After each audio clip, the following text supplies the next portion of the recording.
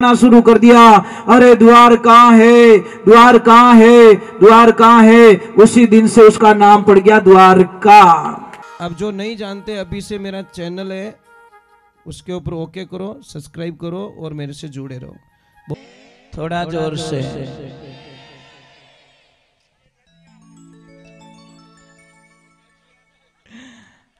देखो मेल तो बराबर हो गया भाई, नदी तो है, गांव भी यही है ना।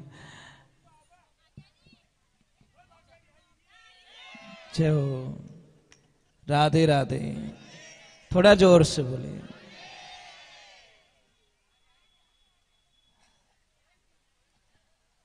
भगवान को कौन कहते हैं? भगवान आते नहीं, आगे तो सब जानते, हम मीरा के जैसे बुलाते नहीं। कौन कहते हैं भगवान खाते नहीं, तो हम सबरी के जैसे खिलाते नहीं। कौन कहते भगवान सोते नहीं, यशोदा के जैसे सुलाते नहीं। अब देखिए ये छोटे छोटे बच्चे हैं, मतलब ये किरतार ने इनके रूप को देखिए। अब मतलब इनकी शक्ल हमको कभी नेगेटिविटी नहीं लगती, अच्छे ही लगते हैं। और एक बात और बोलूं आपको, बीमारी ठीक करने का इलाज बताऊं।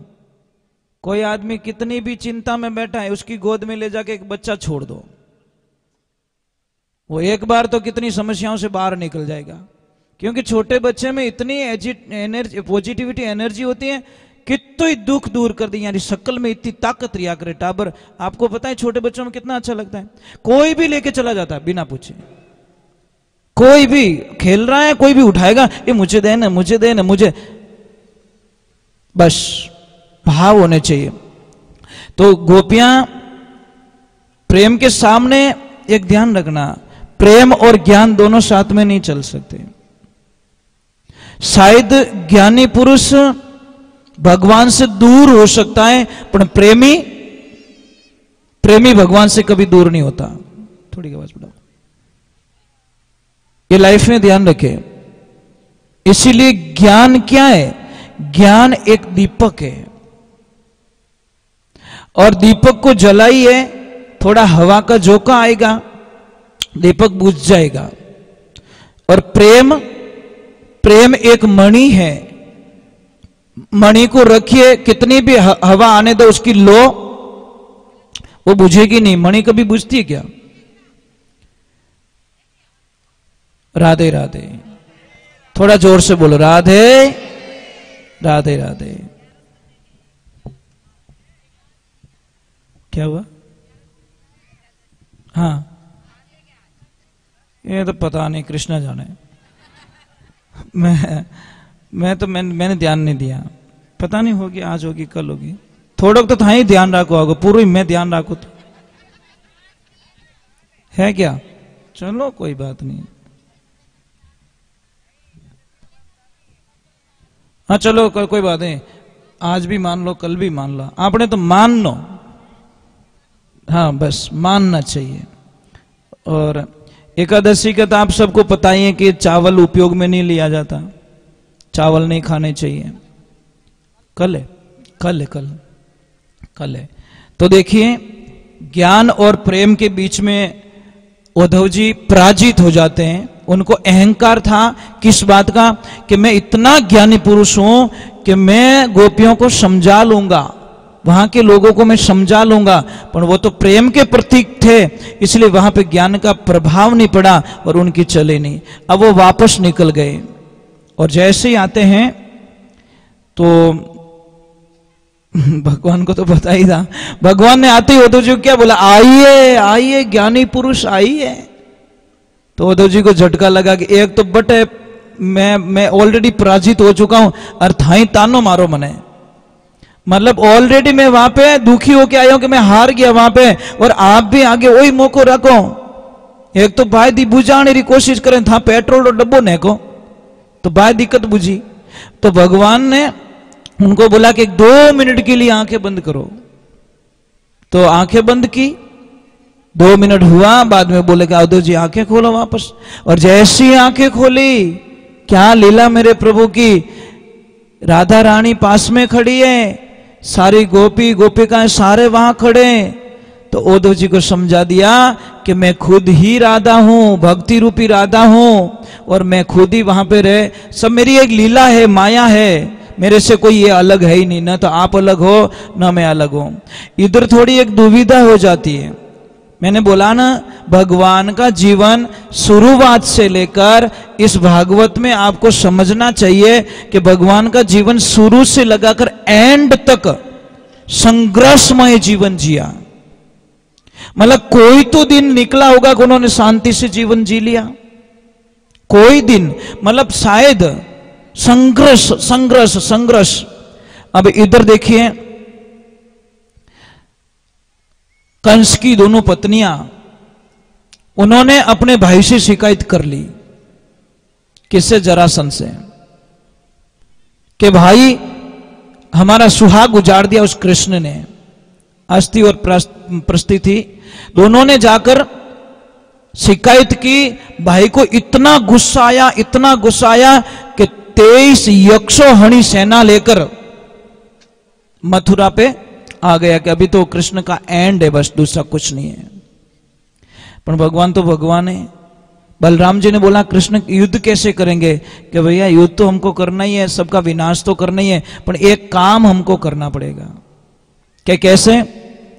कि हम सबको मार देंगे, जरासंध को मारना नहीं है। अगर जरासंध को मारेंगे तो मामला गड़बड़ हो जाएगा। कैसे? कि जरासंध को हम छोड़ देंगे तो उसको गुस्सा आएगा, फिर बचे हुए राक्षसों को लाएगा, फिर हम मारेंगे, फिर लाएगा, फिर हम मारेंगे, क्योंकि हम तो ये काम करने के लिए आए, और जरासंध हमारा निमित्त बनेगा।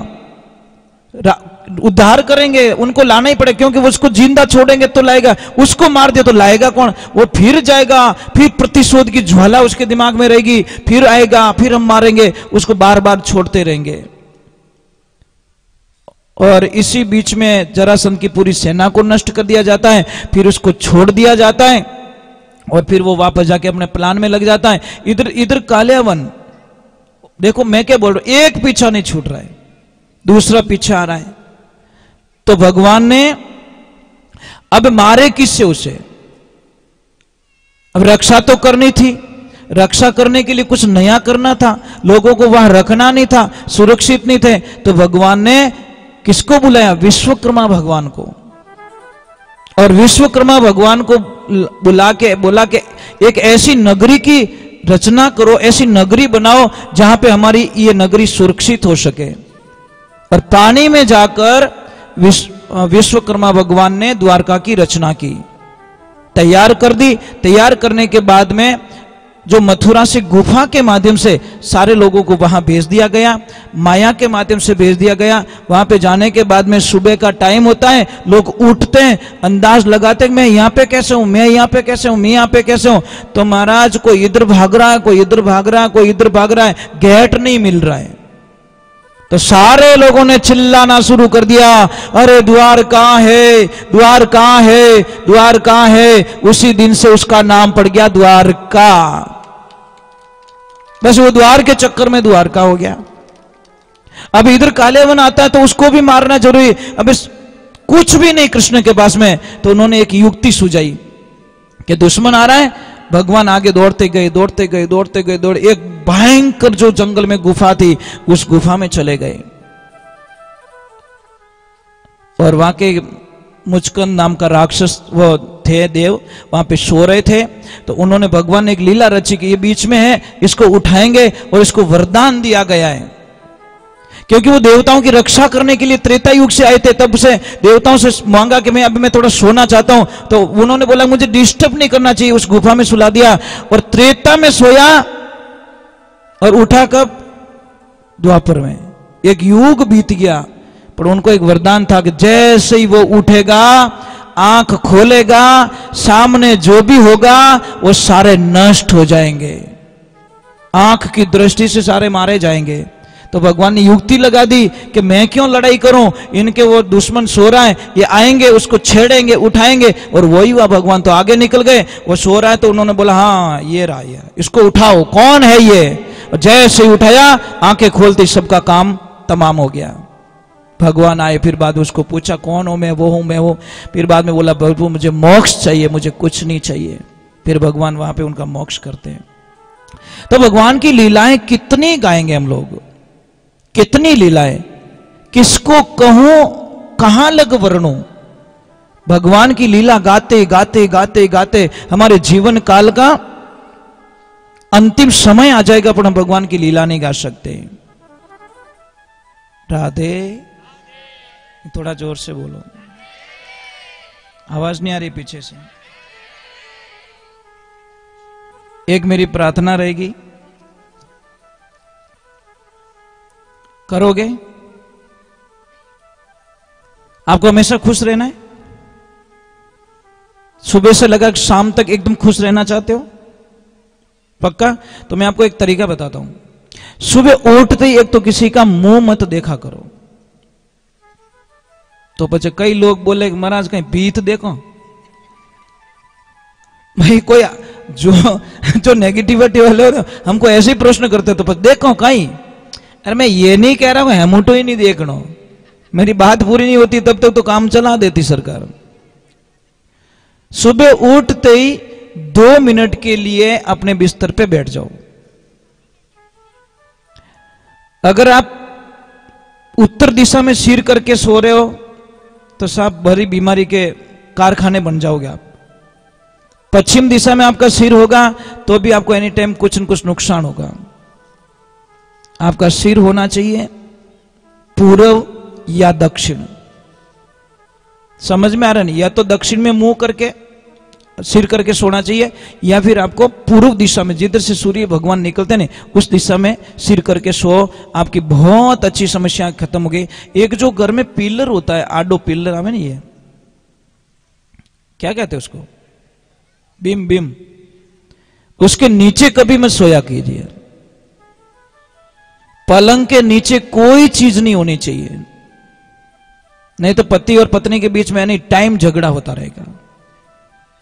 बजने वाली चीज बिल्कुल पलंग के नीचे अलाउ नहीं है, ये ध्यान रखना। हमारी आदतें क्या, वो बॉक्स वाला आ गया, कुछ कुछ भर देते उसमें। बच्चे क्या हमारे घर में शांति को नहीं, शांति को ही थारे शांत ही नहीं रहे, क्यों कितनी चीजें भरियोड़ी पलंग रे मायने। आप बिस्तर डाल सकते हो वहां से ज्यादा, परंतु पलंग के जो नीचे की जो साइड होती है वो एकदम नीट एंड क्लीन होनी चाहिए। जितनी पलंग नीचे से साफ सुथरा रहेगा उतनी ही घर में शांति रहेगी। अगर पति और पत्नी दोनों के बीच में छोटी छोटी बातों पे झगड़ा हो रहा है तो कुछ मत करो, हंस और हंसनी का जोड़ा वाला फोटो आप अपने रूम में लगा दीजिए दीवार पे। उठते ही वो जोड़ा दिखे, आपके दोनों प्रेम के प्रतीक बन जाओगे। अगर किसके घर में धन की कमी है तो सिंगल हंस का जो पोज आता है, फोटो आता है, आप बोलोगे फोटो से क्या होगा? फोटो से बहुत कुछ हो जाता है, आप कल्पना नहीं कर सकते। सिंगल हंस का जोड़ा आता है, सिंगल हंस, डबल नहीं होना चाहिए। जिसको धन की कमी है वो सिंगल हंस, उसको पूर्व और उत्तर की दीवार पे बीच में आप कहीं पे भी लगा सकते हो, बैठक रूम में लगा सकते हो, अपने हॉल में लगा सकते हो, या फिर परिवार में छोटी छोटी बातों पे झगड़ा होता है तो पूरे परिवार की एक फोटो खिंचवाओ, पूरे परिवार की, छोटे बच्चों की, आपकी। पर 1 सेकंड के लिए मुस्कुरा जाना, और नहीं हंसना हो तो कोई गिली गिली कर दीजिए पाड़ोसी, ताकि वो 1 सेकंड के हंस जाए और फोटो। एक ध्यान रखिए, कैमरा होता नहीं, कैमरा कभी झूठ नहीं बोलता। एक कोई दादाजी फोटो खींचा, फोटो वाला क्या हटे तो कि कहीं रियो कि तने 1 रुपयो नहीं दूं, कि क्यों, कि मारो फोटो एडो क्यों आयो। जने वो फोटो वाला क्यों, दादा मैं फोटो खींचो ने, जने पाडा जीव थे उबा, मैं को उबो नहीं, मार कैमरा रो कहीं कसूर, जैसा था वैसा कैमरे ने पकड़ लिया। तो एक ध्यान रखे, 1 सेकंड के लिए हंस जाओ, सबका मुस्कुराता हुआ फोटो आना चाहिए। और वो फोटो बड़ी फ्रेम में मंडाकर आपके मेन हॉल में आप लगा दीजिए। आप लगा के मुझे वापस बोलना कि गुरुजी हमारे घर में देखो ऑटोमेटिकली शांति हो गई है। आप कल्पना, पर फोटो सब हंसतोड़ा आना चाहिए, नहीं तो 2-4 दिन पहले प्रैक्टिस करो, ट्यूशन जाओ हंसने के लिए। सिंगल हंस का फोटो लगाइए। और नंबर एक, दीवार घड़ी कभी भी घर में बंद नहीं होनी चाहिए, नहीं तो आपके धंधे की बर्बादी निश्चित है, कोई दुनिया की ताकत नहीं टाल सकती। अगर दीवार घड़ी बंद आ रही है तो आपको धंधे में, आपके जीवन की गति को रोकेगी दीवार घड़ी। कई लोग क्या करते हैं, हम घड़ी यहाँ करे बाबड़ो कांटो पाछो जावे क्यों छेल बड़ी उड़ो और घनी ताकत करे मैं जाना चाहूं पण वो क्या है ही कोनी पावर पाछो आधू પછી કે મારા ધંધા રે મને અચાનક અસર આ ગયો આણો ये महाराज घड़ी बंद पड़ी है घर पे। और घड़ी तो एक बहुत धंधे की प्रतीक होती है। अगर घर के सामने ये जो मोरपंखी आती है ना, मोरपंखी पौधा, अगर वो दोनों तरफ लगा दो ना, आप कल्पना भी नहीं कर सकते। आप 2 गमले लगा दीजिए आप। अब बहुत बगीचा में आती है जी जी, बहुत सारा पौधा, मोरपंखी आती है मस्त एकदम, विद्या की देवी कहते हैं उसको हम, क्या कहते हैं। हाँ, हम बच्चे थे तो हमारी बुक में उसका पत्ता तोड़ के रखते थे, है ना, वो विद्या की देवी। वो दोनों तरफ, एक इधर लेफ्ट और एक राइट, बाहर निकलते हैं ना, तो उनका दर्शन कीजिए। देखिए ये पेड़ पौधे होते हैं ना, इतनी ताकत होती है इनमें, कल्पना नहीं कर सकते हो। अगर किसी भी, मुझे दादाजी ने कल एक प्रश्न किया था कि गाय भैंस को जब वो डिलीवरी होती है तो उनको कई बार फूल की प्रॉब्लम हो जाती है, समस्या आ जाती है, बहुत पैसा खर्च करना पड़ता है, बेचारी तकलीफ होती है। तो आपको नॉर्मली इलाज बताता हूँ, बड़लो आवे ना, बड़लो कहीं के वो वट वृक्ष का, मैं हिंदी में बोल देता हूँ क्योंकि बाहर भी देख रहे लोग, वट वृक्ष का जो पौधा होता है उसकी 5 से 250 ग्राम पत्तियां ले लो आप, हरी पत्तियां, उसको मिक्स करके एक 100-150 ग्राम देसी गाय का घी उसमें मिलाकर 1-2 चम्मच हल्दी डाल के उसको खिला दीजिए। महाराज इतना बढ़िया इलाज आप कल्पना नहीं कर सकते, कल्पना भी नहीं कर सकते। अगर किसी गाय भैंस, किसी को भी चोट लग गई है और वो ठीक नहीं हो रही है, एक साइकिल का पुराना टायर लीजिए, उसको जला दीजिए, उसका जो पाउडर होता है उसको ले लीजिए और उसको कपड़े में छान लीजिए, उसमें 100 ग्राम देसी गाय का घी डाल दीजिए और 50-100 ग्राम देसी हल्दी डाल दीजिए, मलम बना के वो लगाइए, 5-10 दिन में तो घाव ठीक हो जाएगा। कितना भी घाव पड़ जाए एकदम ठीक हो जाएगा, आपको पता ही नहीं है। बहुत सारी चीजें होती है, हमारे साथ में होती है, हमारे पास में होती है, पर ज्ञान नहीं है, और नहीं होने के कारण हम बहुत सारी समस्याएं होती है। अगर किसी भी बच्चे को पढ़ाई में मन नहीं लग रहा है तो आप दक्षिण और पूर्व की दिशा में उस बच्चे को वहां पे अध्ययन कराओ, बच्चा बड़ा होशियार होगा, पढ़ाई में मन लगेगा। समझ में आ रहा है नहीं आ रहा कपूर? हाँ, घोड़े के लिए इलाज है, मैं बताऊंगा आप भाई। आप नाच रहे तो आपको बताना भी जरूरी है। घोड़ा तो अटी दुका ऊपर से याद करो। राधे, थोड़ा जोर से बोलो।